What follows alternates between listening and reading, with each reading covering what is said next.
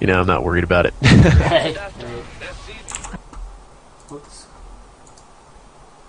The factory's still checking out what he's doing. What's important about the factory is you want to see how many stalkers they have. If they don't have too many stalkers, you can actually do an all-in with SCVs and Marines and medevacs. But since he's going heavy immortal sentry and he's got some zealots out, you can't really all-in or you're going to lose. So you got to play the macro game basically. Yeah, I mean his army's much bigger than yours at this point. Yep, but if you micro right, you can actually do a lot of damage without having too many units. Like sniping zealots and pulling back. That's exactly what I do the entire time. I like to play extremely aggressive even though I don't have that many units. Yeah, that's the cool part about your play. I want to see, here we go. So I'm sniping all the Oh my sentries. god, you can get the immortals here too. Yeah. Snipe all the sentries up and then micro forward. So it was worth good it. trade right there, yep. Yeah. Was that 8 Marines for like 3 or 4 sentries and 4 zealots or something? That's pretty darn good. Yep. That's what you gotta do. So, you know, as you can see here, I go for a double starport. Now, normally I go for the double starport to get lots of Vikings out and go straight Marines.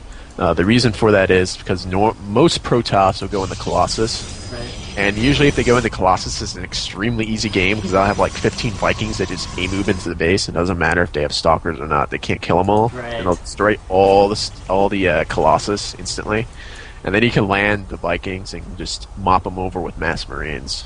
Right. You just Marines just sit back until the Colossi are gone. But Phoenix is a better player. He doesn't go in the Colossus because a lot of people go in the Colossus.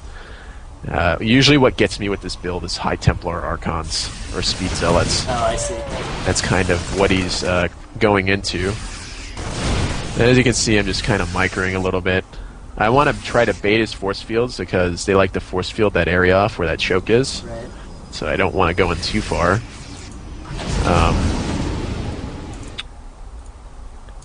But what I need to do is I think I finish him off before he gets into Templar Tech, which is what you want to do. And here you see I utilized drops because his army was in the front.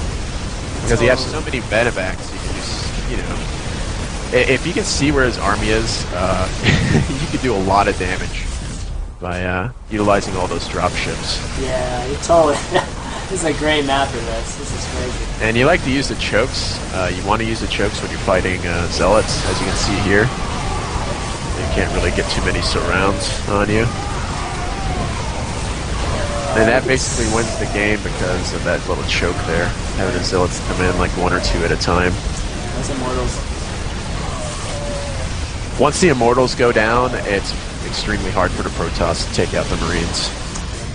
Because stalkers don't really do a lot of damage to the Marines and the medevacs heal fast. Right. That's why I was saying when they go stalker heavy, you can actually do an SCV Marine all-in.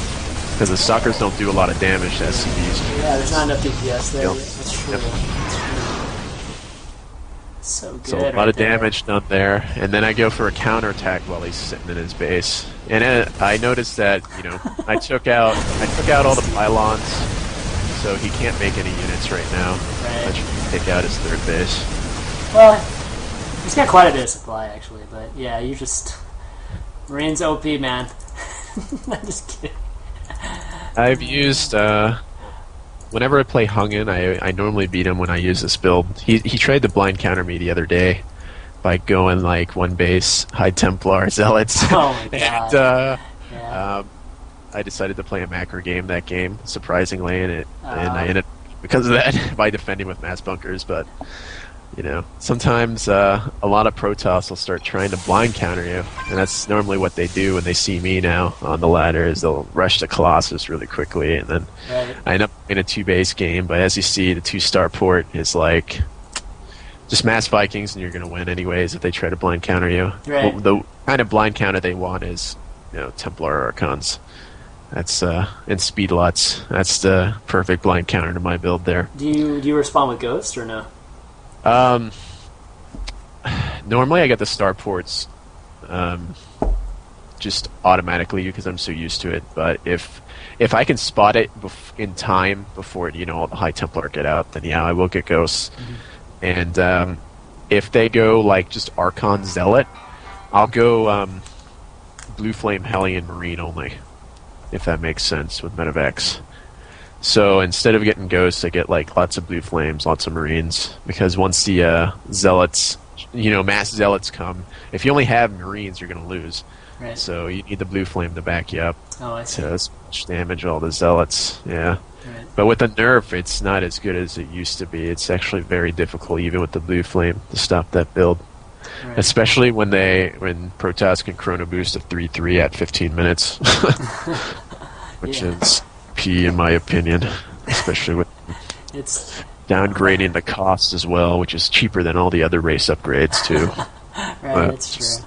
makes me nuts. We can upgrade Something I'm these. upset with. All right. Okay, let's go on to the last one against. Okay. Ooh, Strife Crow. All right. Yeah, this is actually a game before Providence that I played against them, Oh, and okay. I use the same build at Providence and won also. Did you play in Providence? You did. Yeah. Oh, you Yep. did. Oh, I didn't know you played him. I think it was like round 8 of the losers bracket. So Oh, that's that was a nice. determining match to go into the losers champion, Right. basically. That was nice. Yep. Yep, guys, Ruff made it into the Losers Champion. That's. And I've Sweet. got an awesome picture of In Control, just like Oh, I think I've seen it. yeah, like what the hell I is know. this? It's like, what the fuck? He's going 4 racks Reaper? What the hell? Exactly. Yeah, that's pretty funny. Yeah. I don't think I've shown Rocker it yet, but Oh, really? yeah. Alright, let's go to 3 minutes here. Okay. 3 minutes. You don't get that Reaper out until about 3 minutes anyways. So. Oh, I do Marine pressure in the beginning. Oh, actually, that's surprising. Why didn't you open Reaper here? Well, this is my normal build. I don't open Reaper. I thought you do against Zerg. Nope. Oh. I open Marine and then go in the Reapers. Oh, I always thought you bunker Reaper open. But maybe I'm just hallucinating.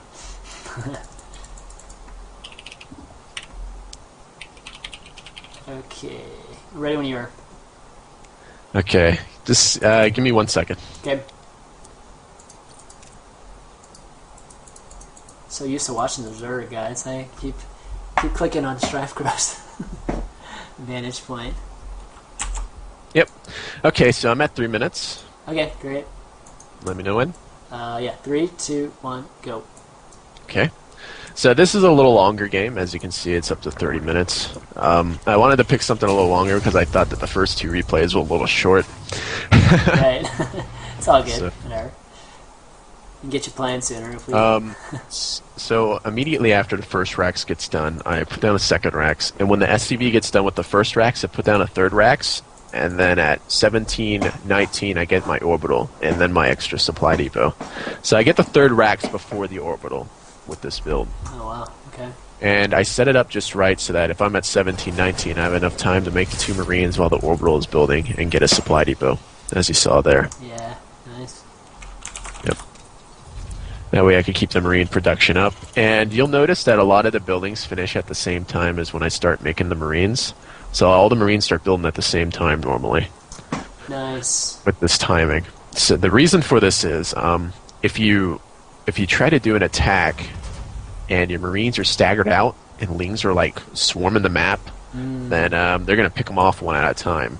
Ah. So the idea here is have like 4 Marines popping out at once, 3 Marines popping out at once. That way, if he tries to flank with like 6 Lings, you can actually fend it off with like that small group of Marines, right? No, that's smart. Wow. While your other group is attacking.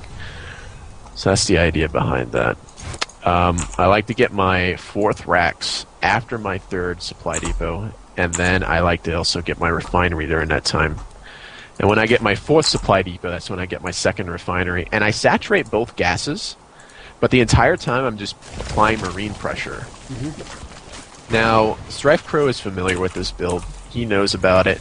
A lot of people who play me on the GM ladder know about it, so they blind counter it now. And it usually goes into a macro game. But even though they blind counter these builds, there's something extremely important that the Zerg's not doing, and that's droning.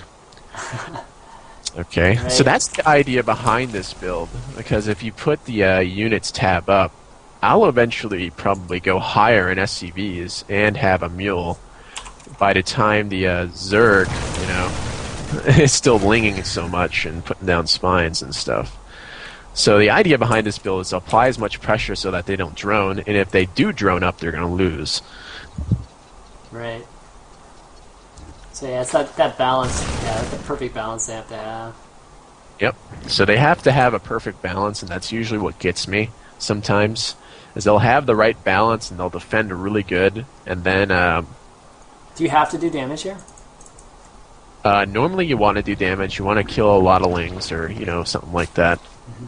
Kill as many drones as possible. So here he's droning up a lot because he has spine crawlers, right? But even if you have spine crawlers, doesn't mean that the Marines are going to come in and do damage. Because what happens is, you want to assault the spine crawlers, but when the lings come up, you pull back and snipe the lings off. Right. And when you pull the lings back, they're just wasting the lings like that. They either want to commit or don't commit, and a lot of Zerg do that. So as you can see, I was able to bust him. This is real bad. Yeah. Yep.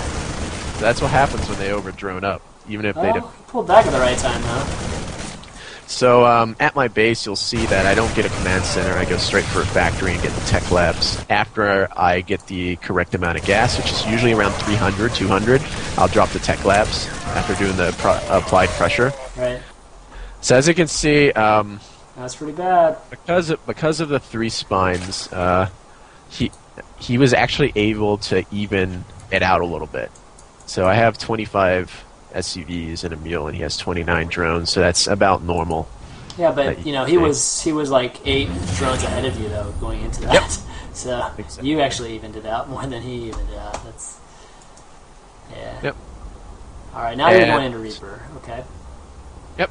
So I'm going in the Reaper, and I like to use the factory to scout. And the reason you want to use the factory to scout is because Zergs will put banelings on the cliffs or roaches or something, and you don't want to jump up there with your Reapers if that happens, or it's game over. Where they put Banes on the cliff? Really? Yep. Wow, I didn't know that. When they play me now, it's like a Everybody has their rough, a sixth rough sense. build. A sixth sense now. So I've started integrating to use my factory. That way I can still use my same builds without getting screwed over when I jump into their base.